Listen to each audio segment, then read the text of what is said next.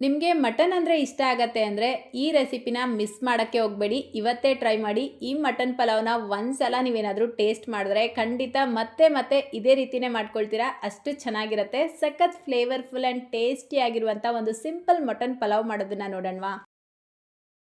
ಈ ಮಟನ್ ಪಲಾವ್ ಮಾಡ್ಕೊಳ್ಳೋದಕ್ಕೆ ನಾನಿಲ್ಲಿ ಅರ್ಧ ಕೆಜಿ ಮಟನ್ ತೊಗೊಂಡು ನೀಟಾಗಿ ತೊಳೆದಿಟ್ಕೊಂಡಿದ್ದೀನಿ. ಮಟನ್ ಪೀಸಸ್ ನೋಡಿ ಈ ರೀತಿ ಸ್ವಲ್ಪ ಮೀಡಿಯಮ್ ಸೈಜಲ್ಲಿ ಓಡಿಸ್ಕೊಳ್ಳಿ.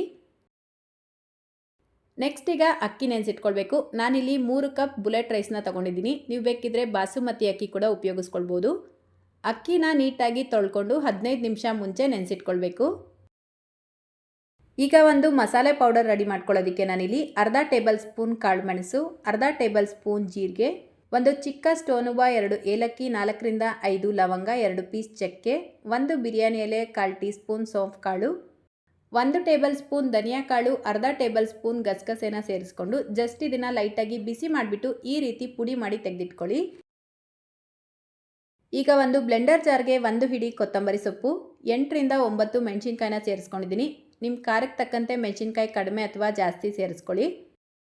1 ಗಡ್ಡೆ ಬೆಳ್ಳುಳ್ಳಿ, 2 ಇಂಚು ಶುಂಠಿನ ಸೇರಿಸ್ಬಿಟ್ಟು ಸ್ವಲ್ಪ ನೀರು ಸೇರಿಸಿ ಇದನ್ನು ನುಣ್ಣಗೆ ರುಬ್ಕೊಳ್ಬೇಕು.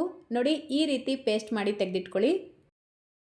ಈಗ ಗ್ಯಾಸ್ ಸ್ಟವ್ ಮೇಲೆ ಒಂದು ಪ್ರೆಷರ್ ಕುಕ್ಕರ್ ಇಟ್ಕೊಂಡು 4 ರಿಂದ 5 ಟೇಬಲ್ ಸ್ಪೂನ್ ಎಣ್ಣೆ, 1 ಟೇಬಲ್ ಸ್ಪೂನ್ ತುಪ್ಪ ಸೇರಿಸ್ಕೊಂಡು ಈ ರೀತಿ ಉದ್ದುದ್ದಕ್ಕೆ ಕಟ್ ಮಾಡಿ ಇಟ್ಕೊಂಡಿರುವಂಥ ಮೀಡಿಯಮ್ ಸೈಜ್ದು 5 ಈರುಳ್ಳಿನ ಸೇರಿಸ್ಬಿಟ್ಟು ಫ್ರೈ ಮಾಡ್ಕೊಳ್ತಾ ಇದ್ದೀನಿ. ಈ ಪಲಾವ್ಗೆ ಈರುಳ್ಳಿ ಸ್ವಲ್ಪ ಹೆಚ್ಚಿಗೆ ಉಪಯೋಗಿಸ್ಬೇಕು, ಆವಾಗಲೇ ರುಚಿ ಕೂಡ ಚೆನ್ನಾಗಿರೋದು. ಈರುಳ್ಳಿ ಟ್ರಾನ್ಸ್ಪರೆಂಟ್ ಆಗಬೇಕು, ಅಲ್ಲಿವರೆಗೂ ಇದನ್ನು ಫ್ರೈ ಮಾಡಿಕೊಂಡು ತೊಳೆದಿಟ್ಕೊಂಡಿರುವಂಥ ಮಟನ್ ಪೀಸಸ್ನ ಸೇರಿಸ್ಕೊಂಡು ರುಚಿಗೆ ತಕ್ಕಷ್ಟು ಉಪ್ಪು, 1/4 ಟೀ ಸ್ಪೂನ್ ಅರಿಶಿನ, ನಾವು ಮೊದಲೇ ಪೌಡರ್ ಮಾಡಿ ತೆಗೆದಿಟ್ಕೊಂಡಿರುವಂಥ ಮಸಾಲೆ ಪುಡಿನ ಪೂರ್ತಿಯಾಗಿ ಸೇರಿಸ್ಬಿಟ್ಟು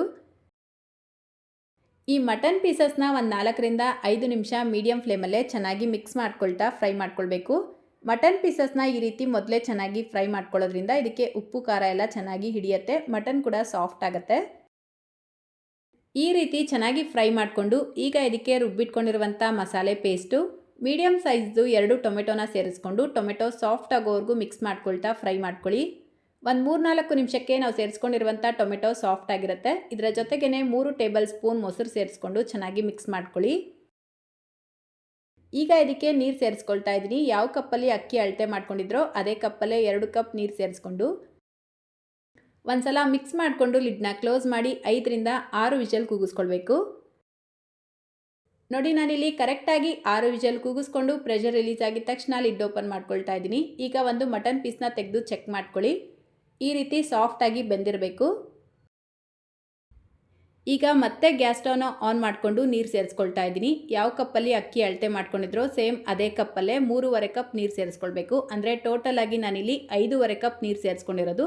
ಮಟನ್ ಬೇಯಿಸ್ಕೊಳ್ಳೋದಕ್ಕೆ 2 ಕಪ್ ನೀರು ಸೇರಿಸ್ಕೊಂಡಿದ್ವಿ, ಈಗ 3.5 ಕಪ್ ನೀರು ಸೇರಿಸ್ಕೊಂಡಿದ್ದೀನಿ. ಸೊ ಟೋಟಲ್ ಆಗಿ 5.5 ಕಪ್ ನೀರು ಸೇರಿಸ್ಕೊಂಡಿರೋದು, ಅಂದರೆ ಅರ್ಧ ಕಪ್ ನೀರು ಕಡಿಮೆ ಸೇರಿಸ್ಕೊಳ್ಳಿ. ನೀವು ತಣ್ಣೀರು ಬೇಕಿದ್ರೂ ಸೇರಿಸ್ಕೊಳ್ಬೋದು. ಬಿಸಿನೀರು ಸೇರಿಸ್ಕೊಳ್ಳೋದ್ರಿಂದ ಕುಕಿಂಗ್ ಪ್ರಾಸೆಸ್ ಅನ್ನೋದು ಕಂಟಿನ್ಯೂ ಆಗುತ್ತೆ. ಸೊ ನೀರು ಸೇರಿಸ್ಕೊಂಡು ಒಂದ್ಸಲ ಮಿಕ್ಸ್ ಮಾಡಿಬಿಟ್ಟು ಟೇಸ್ಟ್ ಚೆಕ್ ಮಾಡ್ಕೊಳ್ಳಿ. ಉಪ್ಪೇನಾದರೂ ಕಡಿಮೆ ಇದ್ದರೆ ಇವಾಗ ನೀವು ಸೇರಿಸ್ಕೊಳ್ಬೋದು. ಈಗ ಇದಕ್ಕೆ 15 ನಿಮಿಷ ಮುಂಚೆ ನೆನೆಸಿಟ್ಕೊಂಡಿರುವಂಥ ಅಕ್ಕಿ ಸೇರಿಸ್ಕೊಂಡು ಒಂದ್ಸಲ ನಿಧಾನಕ್ಕೆ ಮಿಕ್ಸ್ ಮಾಡಿಬಿಟ್ಟು ಹೈ ಫ್ಲೇಮಲ್ಲೇ 3 ರಿಂದ 4 ನಿಮಿಷ ಇದನ್ನು ಕುದಿಯೋದಕ್ಕೆ ಬಿಡಬೇಕು. ಅಕ್ಕಿ ಸೇರಿಸಿದ ತಕ್ಷಣ ಲಿಡ್ ಕ್ಲೋಸ್ ಮಾಡಬಾರ್ದು.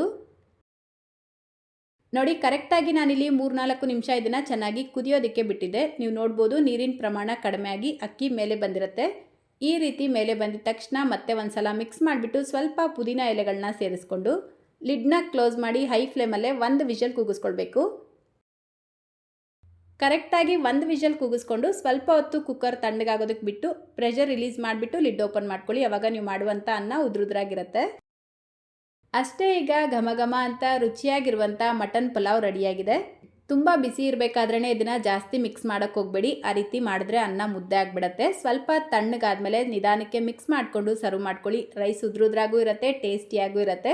ಸೊ ಇವತ್ತಿನ ಈ ಸಿಂಪಲ್ ಮಟನ್ ಪಲಾವ್ ರೆಸಿಪಿ ನಿಮ್ಮೆಲ್ಲರಿಗೂ ಇಷ್ಟ ಆಗಿದೆ ಅಂತ ಅಂದ್ಕೊಳ್ತೀನಿ. ಇಷ್ಟ ಆಗಿದ್ರೆ ಲೈಕ್, ಶೇರ್, ಕಮೆಂಟ್ ಮಾಡೋದನ್ನು ಮರಿಬೇಡಿ. ನಮ್ಮ ಚಾನಲ್ನ ಹೊಸದಾಗಿ ನೋಡ್ತಾ ಇದ್ದರೆ ಪ್ಲೀಸ್ ಸಬ್ಸ್ಕ್ರೈಬ್ ಮಾಡಿಕೊಂಡು ಬೆಲ್ಲೈಕನ್ನ ಕ್ಲಿಕ್ ಮಾಡಿ ಆಲ್ ಅನ್ನೋ ಆಪ್ಷನ್ನ ಕ್ಲಿಕ್ ಮಾಡ್ಕೊಳ್ಳಿ.